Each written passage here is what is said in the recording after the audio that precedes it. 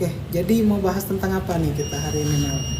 Kita mau bahas tentang Fitur-fitur fitur-fitur yang atau ada kanal di- layanan BPJS Kesehatan. Ya, BPJS Kesehatan itu ada kanal layanan apa aja sih, Kak? ya seperti yang sudah kita jelasin di minggu-minggu sebelumnya, di live kita sebelumnya, itu BPJS Kesehatan itu punya dua jenis kanal layanan. Yang pertama kanal layanan tatap muka, yang kedua itu kanal layanan non tatap muka. Jadi kita bisa memanfaatkan antara dua jenis kanal layanan itu ya. Bisa tatap muka seperti contohnya itu kunjungan langsung ke kantor cabang, kemudian bisa ke mall pelayanan publik. Di situ sudah ada juga tuh petugas-petugas ataupun pegawai BPJS Kesehatan yang standby. Nah, bisa juga melalui kantor-kantor yang ada di kota ataupun kabupaten tempat sahabat JKN tinggal. Jadi nggak hanya ada di satu kota tertentu, misalnya di kota Palembang atau di kota-kota besar saja, tapi ada juga kantor BPJS Kesehatan itu di daerah-daerah ataupun kabupaten-kabupaten yang tingkatnya itu lebih kecil ataupun di bawah kota, seperti itu. Ya, berarti bisa menyesuaikan tempat domisili juga ya, Kak. Betul, Kalau memang betul. tinggal di daerah Palembang bisa ke kantor cabang Palembang ataupun di kabupaten tempat masing-masing peserta JKN. Jadi ya berarti secara nggak langsung itu artinya ada pelayanan secara online dan pelayanan secara offline ya, Kak. Ada yang tatap muka dan juga non tatap muka. Jadi teman-teman disesuaikan aja. Kalau memang nggak bisa mengakses pelayanan secara langsung, bisa mengakses atau memanfaatkan aplikasi ya, seperti Ya, Mobile betul. JKN, seperti call center 165 gitu teman-teman. Sangat mudah ya, sangat Atau mengakses. satu lagi, Apa tuh? Pandawa. Oh iya, Pandawa. Ya, Pandawa. Nah, gitu teman-teman. Jadi BPJS sendiri tuh udah mempermudah ya, Kak, gimana pesertanya tuh untuk bisa mengakses pelayanan seefisien, sesimpel mungkin, bisa sambil rebahan gitu teman-teman. Jadi nggak perlu buru-buru harus dari hulu ke hilir, Ya. harus datang betul. jauh-jauh. ya, Jadi kita teman-teman. bisa memanfaatkan handphone yang kita punya itu untuk mengakses pelayanan BPJS Kesehatan. Benar sekali. Mulai dari pendaftaran, mulai dari pemanfaatan layanan, misalnya kita ada mau menggunakan pelayanan kesehatan, mau daftar antrian, itu bisa. Jadi waktu lebih efektif dan efisien, Sobat JKN. Oke. Misalnya yang kita biasanya kalau mau ngantri ke rumah sakit itu harus datang dari pagi, terus dapat Dari subuh ya, antriannya Kak? siang. Nah, itu udah bisa diantisipasi melalui aplikasi. Jadi kita daftarnya itu lewat aplikasi Mobile Mobile JKN. JKN. Oke. Dan itu sangat mudah. Jadi sudah ada fiturnya di aplikasi Mobile JKN itu. Malah itu kalau secara tampilan di aplikasi Mobile JKN itu untuk fitur menu antrian itu malah ada yang paling atas ya. Malah Iya. dia diletakkan yang paling atas, artinya itu jadi fitur utama lah ya. Karena Sering diakses mungkin berarti ya, paling Pak? diakses oleh Iya. peserta JKN pada umumnya ya. Nah, jadi kita nggak perlu lagi repot-repot. Nanti setelah kita daftar, pilih dokternya, pilih vaskesnya, dan waktu antriannya itu muncul semua nanti estimasi Nah, waktunya. Dan udah komplit, teman-teman. ya, jadi dan juga sebelum kita melakukan antrian ataupun menjelang antrian, kita nanti ada check-innya juga. Check-in. Iya, jadi untuk memastikan kalau kita itu memang sudah siap untuk memenuhi antrian yang sudah kita daftarkan sebelumnya, sehingga fasilitas kesehatan juga harus siap juga menerima Iya. kita karena kita sudah menjadwalkan antriannya Udah terdata berarti ya, kan, secara dan langsung. kita juga sudah seperti kita pada umumnya di pesawat, mau naik pesawat ataupun check in dulu. Nah, ya. kalau udah check in, ya semua yang sudah kita daftarkan secara administrasi pada aplikasi harusnya siap semua, sama seperti itu. Begitu juga di aplikasi Mobil JKN ini. Ketika kita sudah daftar antriannya, ya maka kesiapan dari fasilitas kesehatan juga harusnya optimal kan? Optimal, menyesuaikan berarti ya Kak? Sehingga pada saat kita datang, ya itu memang sudah waktunya dan jadwal kita untuk berkonsultasi diambil tindakan lebih lanjut. Misalnya kalau kita sudah mendaftar untuk tingkat rujukan ya di rumah sakit dan lain sebagainya, ataupun mendaftar di fasilitas kesehatan tingkat pertama ataupun FKTP mungkin di dokter keluarga ataupun di puskesmas ataupun klinik yang sudah kita pilih sebagai fasilitas kesehatan tingkat pertama di aplikasi yang ataupun pada saat kita mendaftar. Benar-benar. Jadi lebih enak, lebih efisien ya Kak? Iya, lebih efisien dari jadi teman-teman nggak perlu tuh nunggu dari subuh gitu biar dapat antrian nomor 1 ya. Jadi cukup ya ambil antrian aja di mobil JKN dan disesuaikan waktunya. Betul. Gitu, teman-teman. Jadi ya lebih efisien ya. Iya, benar. Oke. Teman-teman kalau ada yang mau ditanyain sambil drop aja kita ya. ngobrol-ngobrol aja. Oke, apa nih Kak? Jadi di aplikasi itu kan banyak menunya ya.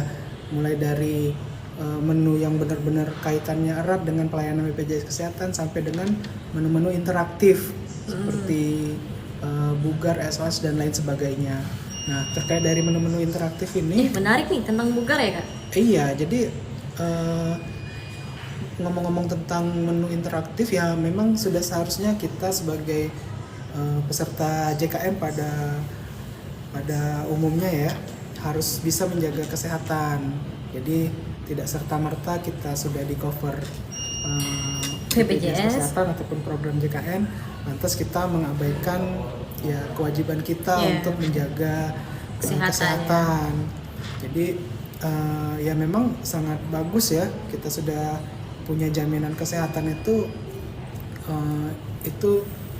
sudah langkah antisipatif lah kita untuk menghindari hal-hal yang tidak diinginkan. Nah, betul. Iya, jadi dan selain punya JKN tadi, ya banyak lagi hal-hal yang bisa kita lakukan, misalnya menjaga pola makan, menjaga pola istirahat, ya, ataupun menjaga hati biar tidak gampang stres. Iya loh, iya.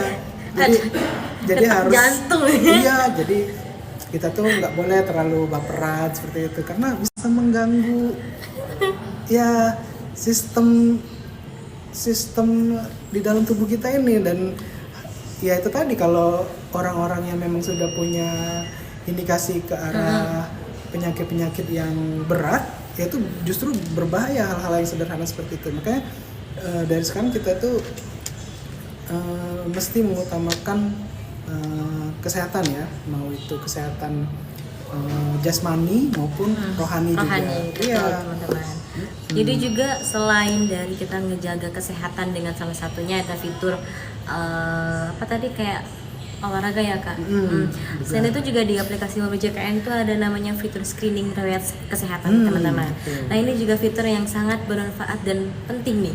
Jadi sebelum kita lagi sekarang ya udah ada aturannya ya Kak, sebelum kita mau sebelum tidur harus bukan dong. Sebelum kita mau berobat ke klinik ataupun ke fasilitas tingkat pertama kan udah harus screening nih. Nah, sekarang udah ada ketentuannya teman-teman. Jadi sebelum teman-teman mau misal ke puskesmas atau ke klinik dokter gitu, itu harus ada yang namanya screening riwayat kesehatan. Nah, itu bisa dilakuin di aplikasi Mobil JKN. Screening itu fungsinya ya untuk kita mendeteksi dini lah ya untuk penyakit dan juga sebagai record. Jadi nanti saat kita mau melakukan konsultasi atau berobat ke pelayanan kesehatan, itu juga pasti dokternya melihat nih record teman-teman itu seperti apa gitu. Apakah teman-teman itu punya resiko untuk kena penyakit A, B, C dan lain sebagainya. Karena screening itu sendiri adalah berupa pertanyaan-pertanyaan yang mengenai kesehatan teman-teman, misalnya apakah teman-teman dalam waktu berapa bener gak? Mempunyai riwayat kesehatan hipertensi atau keluarga teman-teman ada yang pernah ada riwayat penyakit ABC lah pokoknya. Jadi itu juga bisa mendeteksi dini kira-kira teman-teman ini punya resiko nggak sih untuk kena penyakit diabetes ataupun jantung dan lain sebagainya. Jadi semakin cepat kita mendeteksi dini penyakit itu, maka semakin baiklah, karena kalau udah ketahuan ada sesuatu yang aku beresiko nih, kita kan pasti lebih aware sama diri kita. Jangan udah sakit baru mau berobat. Nah itu kan sesuatu pikiran yang sebenarnya salah ya teman-teman. Yang namanya sakit itu kan pasti ada proses ya, gak tiba-tiba kita sakit. Cuman gimana tingkat awareness kita aja sih terhadap diri kita sendiri. Nah itu fungsinya screening riwayat kesehatan yang ada di aplikasi Mobil JKN. Jadi bisa diakses sama teman-teman gitu. Dan kalau ada yang berpikiran repot, masa setiap mau berobat ataupun mau kunjungan ke fasilitas kesehatan harus screening. Nah jangan khawatir, jadi screening ini hanya 1 kali dalam 1 tahun. Jadi cukup 1 kali Bapak Ibu ataupun Sobat JKN lakukan, Bapak Ibu sudah tidak perlu lagi, hanya 1 kali. Jadi dan sebenarnya tidak harus menunggu pada saat kita mau kunjungan saja, pada saat kita mau mendaftarkan diri kita, pada saat mau melakukan ataupun mendapatkan pelayanan kesehatan. Bisa juga dilakukan pada saat kita sehat sekalipun gitu. Karena kan pertanyaannya ini ataupun survei ataupun kuesioner yang ada pada screening riwayat kesehatan ini, dia sifatnya general. Jadi arahnya itu, kesimpulannya akan menyimpulkan riwayat kesehatan kita dalam tempo waktu tertentu, dan dalam hal ini mungkin bisa kita ukur 1 tahun ya. Jadi ketika tahun ini 2005 misalnya kita mau screening, ya nanti histori screening kita tercatat, dan pada saat kadaluarsanya habis ataupun di tahun selanjutnya nanti ada reminder lain yang mengingatkan kalau kita perlu melakukan screening di aplikasi Mobil JKN. Dan itu untuk mengupdate kondisi kesehatan kita. Gitu. Jadi berkat ataupun manfaat dari screening ini sendiri ya seperti yang disampaikan Mbak Amel tadi, bisa membuat kita lebih aware ya terhadap kondisi kesehatan tubuh kita. Ngomong-ngomong, kalau biar sehat itu biasanya Amel apa aja kegiatannya? Kalau untuk biar menjaga kesehatan gitu ya? Ya sebenarnya, jangan jujur dong. Sebenarnya mudah tapi sulit untuk dilakukan sih Kak. Mudah tapi sulit untuk dilakukan. Ini seperti skripsi ya. Mudah tapi sulit untuk dilakukan. Jadi yang pertama ya tentunya menjaga pola makan ya.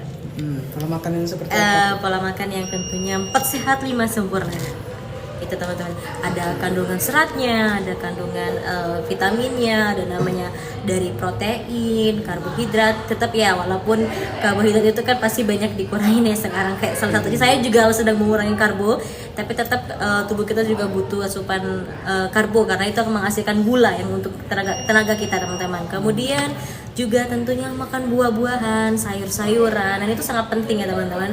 Kemudian selain menjaga pola makan yang baik, kita juga harus rutin berolahraga. Jadi sehari itu, nih kalau salah dikoreksi aja ya Kak. Kita tuh kalau mau hidup sehat itu katanya harus olahraga itu 10.000 ya Kak. 10.000 kali. 10.000 langkah sehari katanya ya, biar mencapai kesehatan optimal. Kemudian yang tidak kalah penting juga mengkonsumsi air putih yang cukup. Nah itu teman, bukan boba ya, bukan juga kopi-kopian, susu kan putih juga. Nah, beda bening ya, kayak ini bukan putih ya, gitu teman-teman. Tapi ya mungkin memang sulit ya. Saya juga sekarang hilang motivasi untuk olahraga, tapi harus tetap menjaga kesehatan teman-teman, karena apalagi sekarang kan sangat bermacam-macam ya penyakit ini. kadang juga kita nggak sadar di awal, tiba-tiba udah segini nih tensi, udah segini nih kolesterol, gula dan lain sebagainya. Kalau kakak sendiri tuh seperti apa untuk menjaga pola hidup yang seimbang dan sehat gitu kak? Ya intinya karena kakak ideal nih terlihatnya. Ya intinya itu tadi, kita harus bisa jaga pola makan, pola tidur atau nah itu yang tidak kalah pentingnya, tidur. Iya. Kemudian kita juga harus perhatikan itu adalah pola bisa dibilang pikiran. Iya, pikiran, spiritual kita. Jadi selain kita misalnya menjaga pola makan, ya ini beda-beda ya, nggak bisa kita generalisir. Jadi kalau saya misalnya sekarang lagi intermittent fasting kayak gitu kan. Nah, mungkin orang lain juga punya pendapat lain ataupun aktivitas lain yang dirasa memang cocok dengan kondisi tubuhnya. Jadi nggak bisa kita generalisir. Cuman selama kita rutin melakukan monitoring terhadap kondisi tubuh kita, mau apapun itu caranya, selama itu dimonitoring dan hasilnya positif, ya menurut saya bagus. Jadi nggak harus terpatok pada apa yang dilakukan oleh orang lain. Misalnya kita melihat orang lain itu, wah badannya bagus, mukanya fresh, kinclong, putih, bening, kalau disenggol cin mukanya kan ya bagus lah menurut kita. Tapi ternyata pas kita interview ataupun kita tanya, gimana sih bisa sempurna seperti kamu kan, kayak gitu. Berat banget. Jawabannya panjang sekali rentetannya, dan sepertinya hal yang dilakukannya itu tidak sanggup kita lakukan, tidak mampu kita melakukannya. Nah itu kan kembali ke orangnya, motivasi orang-orang itu kan beda-beda terhadap terhadap awareness menjaga kesehatan. Jadi kalau kita sudah nyaman dengan kondisi yang kita lakukan, yang penting itu monitoringnya. Iya benar-benar. Pemantauannya ya Kak. Aku enak makan 3 kali sehari, tapi porsinya dikurangin. Aku ngerasa sehat, BAB lancar, nggak ada keluhan selama ini, sakit-sakitnya juga nggak ada yang bikin kantong jebol. Nah, ya nggak masalah itu. Tapi kalau soal cover ataupun kalaupun kalaupun kita mau sangat peduli dengan kondisi tubuh kita, ya itu tadi harus punya proteksi. Ya, betul. Monitoring, kalau sudah monitoring, bagus nih kondisi tubuh kita dan bisa dipertahankan, wah mantap itu. Dari pola makan ya tadi. Terus pola istirahat nih. Nah, kalau pola istirahat ini itu kayaknya sudah mutlak ya. Mohon maaf, koreksi ya misalnya salah ataupun ada pendapat lain. Kalau pola istirahat ini memang mutlak. Jadi setiap ada range umur tertentu secara general itu sudah ada kapasitas waktu tidurnya. Jadi antara mulai dari bayi sampai balita, lansia, balita ke remaja, ke anak-anak, remaja ke dewasa ke orang tua dan lain sebagainya sampai dengan meninggal. Ya itu mas tidurnya seumur hidup Kak. Ya sampai dengan tua ya, lansia lah ya. Itu beda-beda dan tapi walaupun beda-beda sudah ada standarnya. Misalnya kayak bayi itu dia butuh waktu tidurnya idealnya tuh misalnya 20 jam seperti itu. Kita kurang hafal ya, tapi kalau untuk ukuran remaja ataupun usia produktif lah ya, umur di sekitar 25 sampai 40 itu range-nya itu sekitar 8 sampai 9 jam itu idealnya. Jadi kalau bisa kita harus kejar tuh jam tidur itu, jam istirahat itu. Dan yang satu lagi penting itu harus teratur. Iya, benar. Harus teratur. Dan teratur ini bukan dalam artian misalnya tidur kita malam tidur dari jam 9 jam 8 jam berarti sekitar jam 5 jam 6 lah ya kita bangun. Nah itu harus, kalau teratur itu ya berarti repetition, setiap hari itu harus seperti itu. Nah itu. Nah lalu gimana dengan orang yang misalnya kerjanya malam seperti itu? Ya nggak masalah juga, yang penting teratur. Misalnya ritme dia tidur itu karena kerja malam, dia tidurnya di pagi hari misalnya, mulai dari jam kepulangan dia ke rumah jam 6, tapi waktunya juga diatur misalnya 9 jam. Nah selama itu rutin dan teratur, ya itu juga masuk kategori istirahat yang teratur. Yang penting dia teratur sehingga metabolisme tubuhnya mengenali aktivitas dia dan dapat menjaga kondisi tubuh dia agar tetap stay di situ ya. Jadi nggak berubah-ubah. Kalau berubah-ubah itu kan tubuh harus lebih itu ya, lebih bisa beradaptasi. Oke, benar sekali ya Kak